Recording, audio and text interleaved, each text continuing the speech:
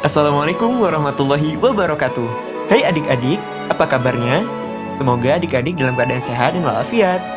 Hari ini bersama Bu Ilwina Fitria, kita akan mempelajari tentang materi geografi, yaitu geografi sumber daya alam.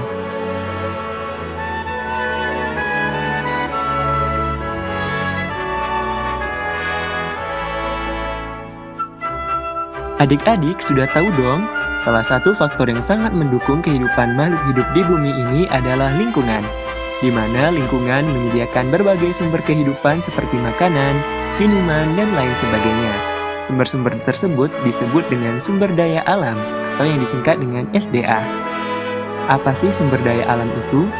Sumber daya alam adalah segala sesuatu yang berasal dari alam yang dapat digunakan untuk memenuhi segala kebutuhan hidup manusia. Terdapat dua komponen sumber daya alam yang ada di bumi ini, yaitu sumber daya alam biotik, yaitu sumber daya alam yang hidup seperti manusia, hewan, dan tumbuh-tumbuhan. Dua, sumber daya alam abiotik, yaitu sumber daya alam benda mati atau tidak hidup seperti air, tanah, logam, minyak bumi, dan lain sebagainya.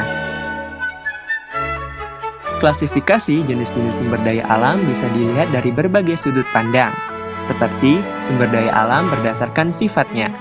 Berdasarkan sifatnya, sumber daya alam terbagi atas dua, yaitu sumber daya alam yang dapat diperbaharui. Sumber daya alam yang dapat diperbaharui, yaitu sumber daya alam yang tidak akan pernah habis, karena mampu melakukan pembaharuan terhadap sumber daya alam tersebut dalam waktu yang relatif cepat. Misalnya, hewan, tumbuh-tumbuhan, air, sinar matahari, dan mikroorganisme lainnya. Yang kedua, sumber daya alam yang tidak dapat diperbaharui. Sumber daya alam ini merupakan sumber daya alam yang jumlahnya terbatas di permukaan bumi, karena pembentukan membutuhkan waktu yang sangat lama daripada proses pemanfaatannya, yaitu bisa memakan puluhan hingga jutaan tahun lamanya, tergantung pengaruh dari letak astronomis, hingga jika digunakan secara terus-menerus, kekayaan alam ini akan cepat habis, seperti bahan-bahan galian atau bahan tambang. Sedangkan menurut daya pakainya, sumber daya alam dibedakan menjadi dua jenis, yaitu sumber daya alam yang cepat habis karena memiliki nilai konsumtif yang sangat tinggi, dan pemanfaatannya sering dalam jumlah yang besar. Lalu, sumber daya alam yang tidak cepat habis karena memiliki nilai konsumtif yang relatif rendah, dan pemanfaatannya pun dalam jumlah yang sangat kecil.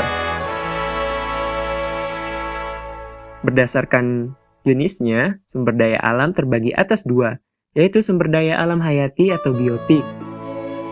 Misalnya sumber daya alam hewani merupakan dari hewan-hewan atau binatang seperti telur, daging, ikan, dan lainnya. Lalu sumber daya alam nabati yang merupakan sumber daya alam yang berasal dari tumbuh-tumbuhan. Lalu ada sumber daya alam non-hayati.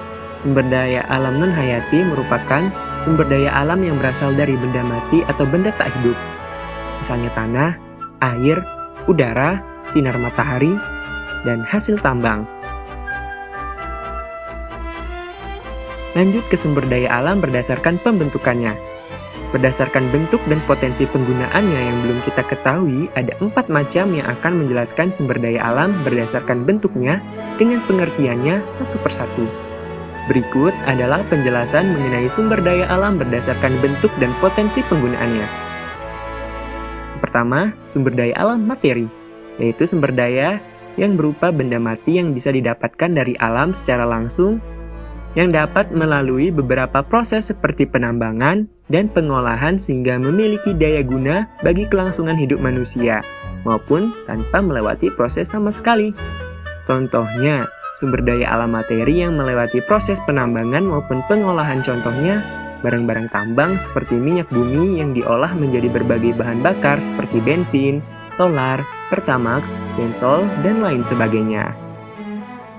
Lalu sumber daya alam materi yang dalam memperolehnya tanpa melalui proses penambangan dan pengolahan, contohnya adalah udara, air, dan sinar matahari.